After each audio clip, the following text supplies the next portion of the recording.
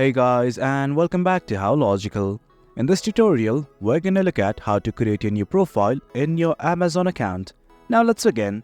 Well, as you can see, I've already gone to Amazon.com and logged into my account. In case you have not, do log in. It's quite easy. We've also created a video regarding how to log in as well.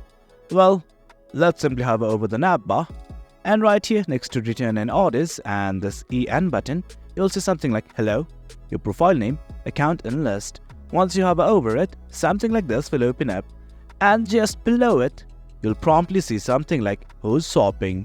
Select a profile and manage profiles. Click on this button right here. Then something like this will open up. Well, from here, simply select this add profile button. Now what you guys need to do is simply enter a profile name. I'm gonna enter it right now.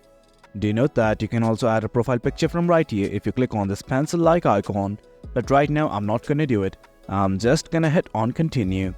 And guys, that's it. That's how we create a profile in your Amazon account. It's quite easy. That's the gist of it. Hope you guys found this video informative, and for more content like this, do remember to hit like, share and subscribe. Your support fuels us. Until next time, thank you.